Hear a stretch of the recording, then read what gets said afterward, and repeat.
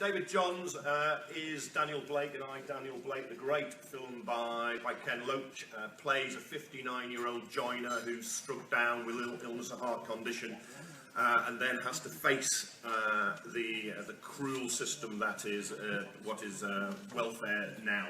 And he's been tipped for an Oscar alongside Tom Hanks and Brad Pitt. Brad's a little busy at the moment, but thankfully Dave's been able to come here. Yeah, they're really nervous about it as well, I can tell you, Tom Hanks and Brad Pitt. Thank you first of all for inviting me. This is the first Labour Party conference I've ever been to, and it's nice to see you all here, because if the mainstream media or anything believe, I thought I'd come here and you'd all be fighting each other with pitchforks, but you seem to be all here and all focused. I was lucky enough to get a chance to work with, I believe, one of the greatest directors this country's ever had, Ken Loach. Him and Paul Lafferty, who wrote this film, and he's wrote a lot of things with Ken. They give a voice to people that don't have a voice, and I think that's very important. We filmed I, Daniel Blake, in Newcastle last October and November for 9 weeks in Newcastle, in a place called Byker, which incidentally was where I spent my childhood. It's a different Byker now than what it was when I was a kid. It's a working class area. I remember, you know, it had a community. I never felt deprived. There was people who were together, and they were all. And now Byker has been forgotten, and the people that are living there are trying to cling on, but it's getting harder and harder, you know. And you know, it's a thing of, you know, taking hope away from people. I've been very lucky because I've been a stand-up comic, and I've worked for years. I've worked 30 years as stand-up comic. I've never had to claim benefits, and I've been very lucky. And doing this film actually opened my eyes to how horrific it is.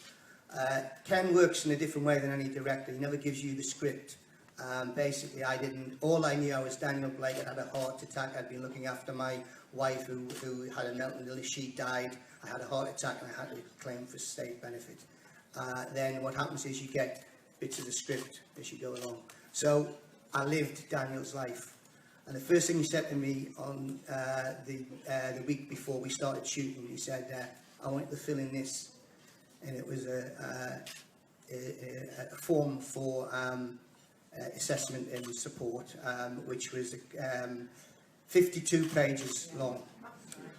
And he said, fill that in. And like any actor, I went, could the props not do it? And he went, no, I want you to do it. And I know why he wanted me to do it, because it was a nightmare. And I'm not, you know, I got halfway through and I thought, I can't do this.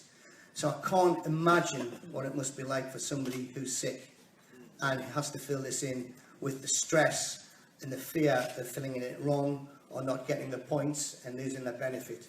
And it opened my eyes. I didn't know anything about sanctions, and I thought to myself, this has got to be wrong. And as I filmed Daniel's life, I got to realise that, you know, there's been lots of negative publicity being spouted out in the media all the time about, you know, not only unions, they've changed the working class to fight against each other, that unions are bad, that the National Health Service is failing because it's set up to be failing, to turn public opinion against it. Also, the one that I think is we should be proud of our welfare state, and what it's done is it's made working class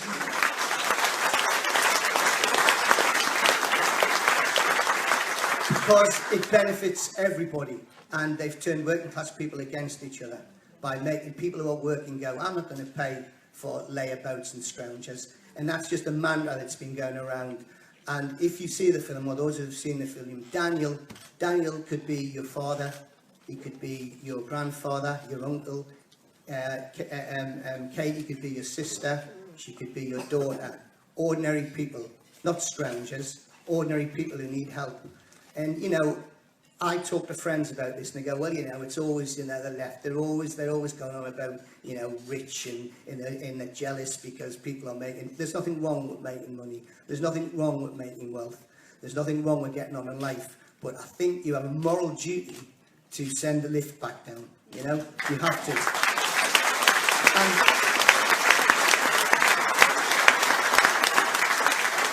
I don't think you can argue against that. I don't think if you're a human being, how can you argue against that? You know.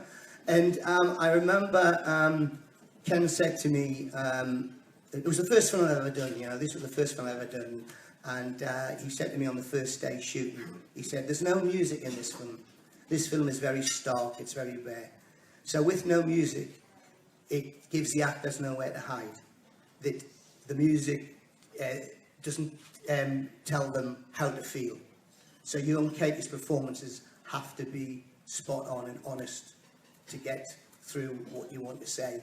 And he said, all you have to do in every scene is listen to each other. And if you listen to each other, you will find the truth. And if you find the truth, you will find the honesty. And I was thinking about that, and I thought, he's a wise man, Ken Loach, because I think that is a true thing. We don't listen to each other. We don't. All of us don't listen to each other. We pretend to listen to each other. I think sometimes politicians are the worst who pretend to listen, but they don't. And I think if we started listening to why people are angry and why people are scared, really, really engage and listen and know why they feel like they do, I think, you know, we'd sort a lot of our problems out. Because I want to say one thing, if we don't start listening to people, there's going to be a big shitstorm coming, honestly. And that's how I feel we need to get it together. So thank you for inviting me. Thank you.